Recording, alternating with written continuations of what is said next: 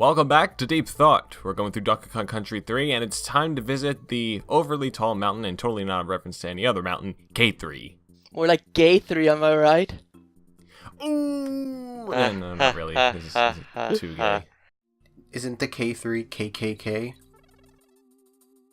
Yes. How many times have I told you that we never talk about those people? Isn't that the Kremlin's acronym? But it's K3.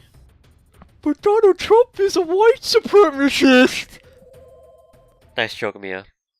Oh god. Oh man, that was fast. Well, anyway, let's just talk about mountains. So this is a mountain. I like the design. Like looking closer, it's pretty detailed. There are a lot of rocks. Yeah. Nice color scheme. Well, I mean, it's a bit bland, but it looks nice. It has a lot of scope to it. Yeah, You can kind of see there's like a little river at the I bottom. like the creepy barrels. I don't. They're annoying.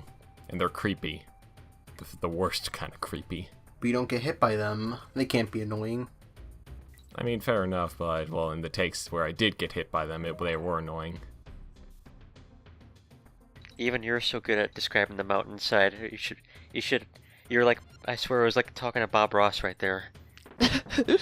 Except without the cool voice and stuff. Oh, well, I can try I can perfect a Bob Ross voice if I could. Please don't. Con.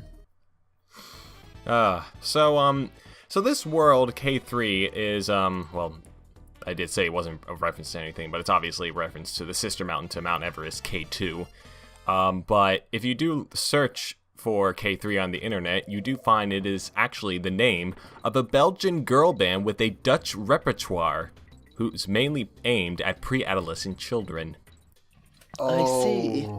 Just like Onision.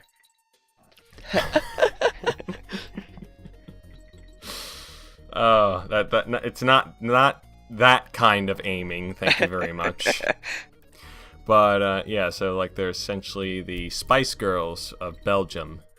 Yeah, and they've been around for years, ever since 1998. Like they had a few member switch ups and whatnot, but like they have like 15 albums and a variety of musicals. So yeah, and yeah, it's the perfect start for one of those classic rabbit hole searches that you go on for Wikipedia. I'm pretty sure they're inspired by DKC3. That's how they're relevant, right? Actually, the band got their name because like the original lineup, their first names all started with K, so and there were 3 of them. So not all relevant. But who knows? Monkey in a maybe they did bobsled. Monkey in a bobsled. Monkey in a bobsled. Woo, woo, woo. Jumping on bees. No. The name of K2 actually comes from basically when they were like surveying the area when they were surveying the area a few hundred years ago. They saw 2 mountains and they labeled one K1 and labeled one K2. I'm assuming K1 eventually was called Everest? I don't know. It doesn't really say. Well, this requires further research. 1 moment. Mountain. Oh no, the K1 is Mount Harmuk. Oh, yeah. Actually, it's called Masherbrum. It is a mountain located in Pakistan. Yeah. Huh, that's interesting. Well, they're all around there. Anyway, these look like the substitutes for the minecart levels and the roller coaster levels. Yeah, they do. We've had like I think maybe 1 or 2 before, but I think they're pretty good. I don't really care for how this level kind of blinds you in the same way that the original game snow levels did, because like the low visibility. And yes, I did totally throw Dixie at that bird, and she lived. Dixie's invincible. They're all invincible, at least in this playthrough. I mean, don't try to run into that bird, though. You may actually die, like THP did. Oh yeah. THP died? I didn't run into that bird. I jumped into it thinking it was like an animal buddy.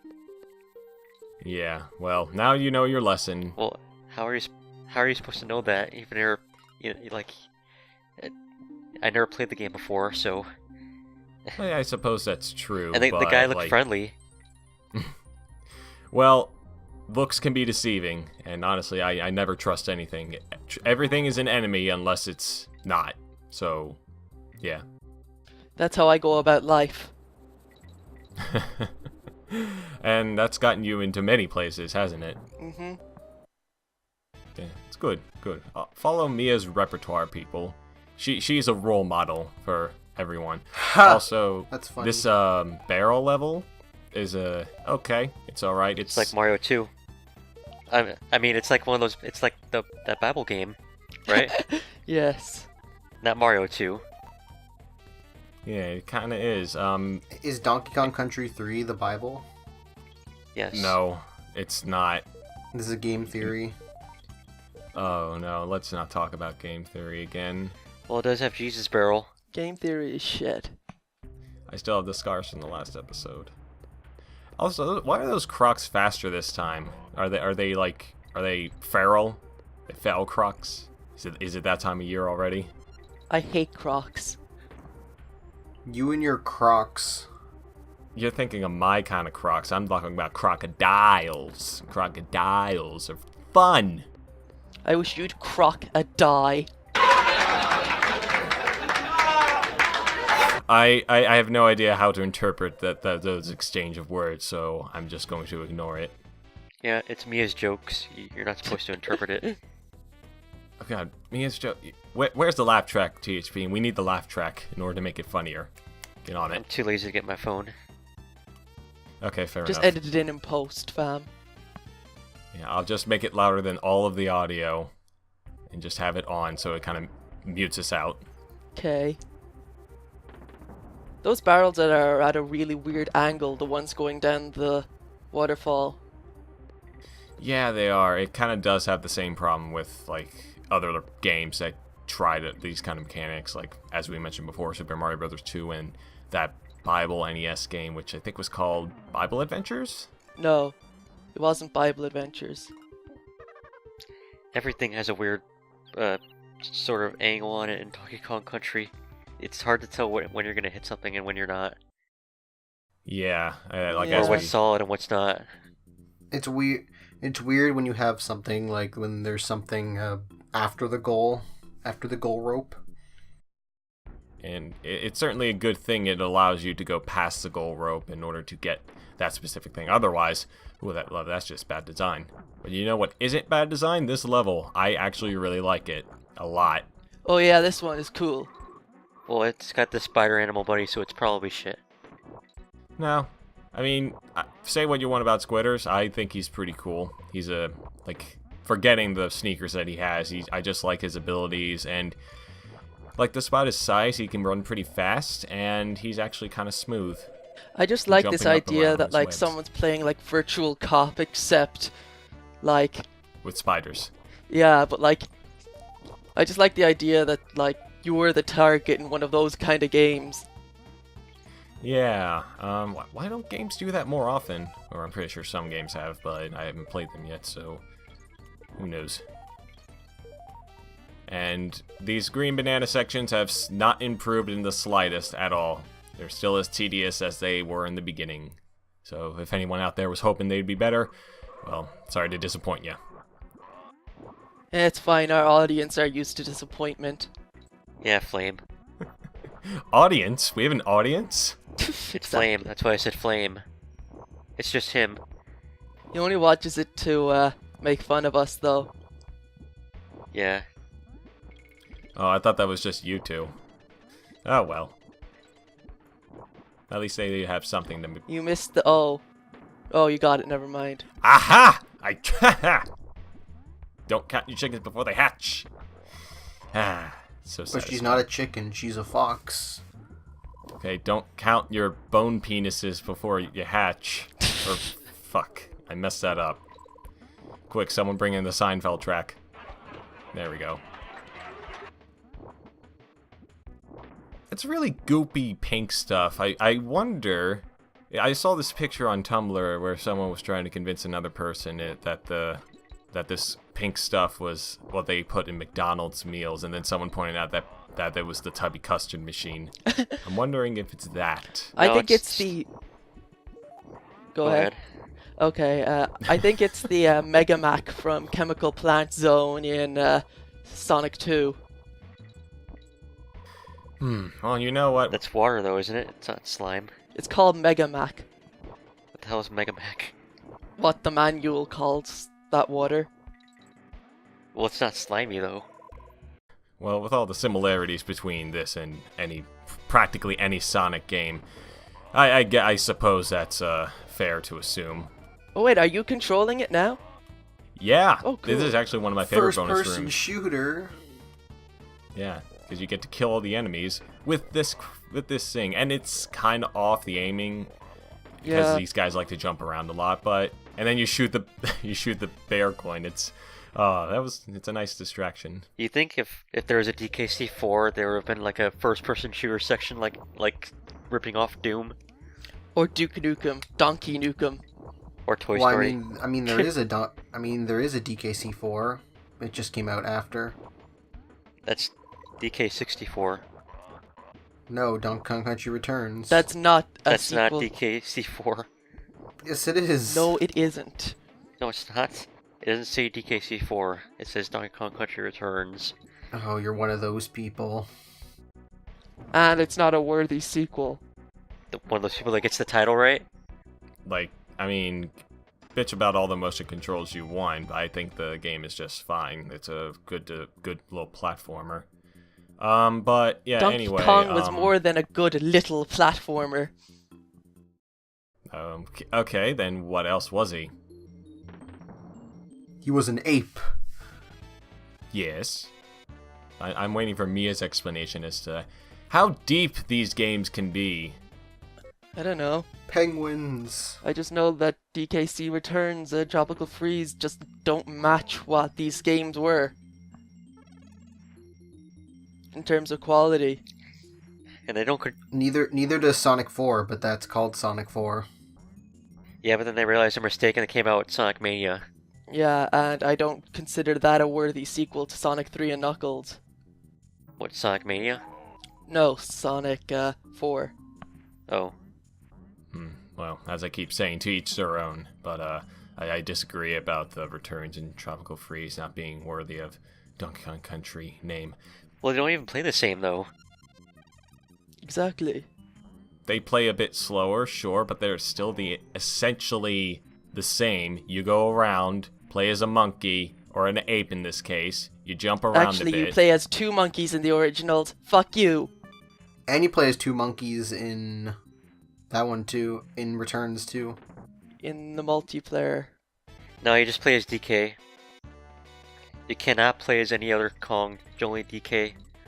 Yeah, that's one of my problems with that game. But Except I if you're two enjoyed it. players. For some reason, they let the other player control individually Diddy or Dixie, which is stupid. Like, I want to control Dixie. Because it's like the new Super Mario Brothers model. Who Yeah, but at least cares? they let you have control Luigi on his own. Yeah, well, and I think an advantage that the two-player in Donkey Kong Country Returns has is that you can't run into the other player, so that you don't end up like bumping each other around like you did in New Super Mario Bros. Wii, which what kind of killed the multiplayer in the first place. I mean, don't get me wrong, the multiplayer in Donkey Kong Country Returns isn't very impressive, but it's fun still enough. a bit more. I'll tell you what is impressive, the multiplayer in these games, and the original DKC trilogy. Yeah, you know what? I don't think we've ever discussed multiplayer in this game, or any of the other games either. It's like the perfect multiplayer for it's like it's not multiplayer, it's just two-player. Well, I guess technically it's multi, but you just call it two-player back in the day. But it's like the perfect two-player for a platformer, honestly. Yeah. It is pretty good. Yeah. You can either play kind of co-op where one character controls one Kong and the other character controls the other, or you can do competition where there's basically two sets of Kongs, as in like two sets of Diddy and Donkey, and basically you race. So you can choose either the Mario World route or the new Super Mario Brothers route. Yeah, something like that. Kind of, but it's slightly different because you don't control both at the same time in co-op. Yeah. Okay. I don't want to skip over this boss because while he is it is kind of a bad boss, but I love this guy so much. I think it's a weird idea, but I don't hate it. I hate this perspective. It's Demon Frosty. Yeah, Demon Frosty. Frosty the snowman had a very, very long nose and glasses, I think. I love and his he laugh. Exploded. When a kitty moves backwards in this level, it looks like he's doing the moonwalk. Kind of does. Whee! And you think we're done with this episode yet? Nope, we still got more banana birds to get. Oh, wonderful. Be careful, don't run into a random battle. Funny, and I get that reference now. But, yeah, so we have a present that we got from the guy in the K3 cabin. Oh, I love this Now we're version gonna of the bear theme. It's so Yeah, fucking it's a very- chill and high. It's Black Banjo. But as soon as he gets the present, it goes all fast again. Because he's all happy now. And he was sad before, but now he's happy. And now we get a bowling ball. Which he doesn't have any use for it, so what was the point for giving him the present in the first place?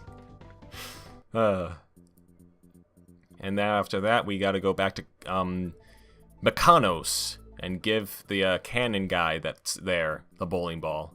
Which we can then use to get to that very high platform right there and into another banana bird cave. Which begs the question, why the hell is there a floating banana cave bear thing up there? Yeah. Just in case you don't know, a brigadier is like some sort of thing in the army. Also, there was a war, a Kremian war. Oh man. A World War Bear. World War Kong. Battle between the bears and the Kremlings? Oh man. Whew. That must have Battle been of the intense. Bears. It was a race war. I'm sure it was. And the probably the Kongs played like a Switzerland role. They were just neutral. And nope, these sequences haven't improved much either. I mean, I still like them more than Banana Bird because they're... Sorry, I mean the green banana sequences, but because they're easier. But it's still essentially Simon. Yep. And Simon's not too interesting. Just I Simon. mean, Simon Says. It's called Simon. It's called Simon Says over here.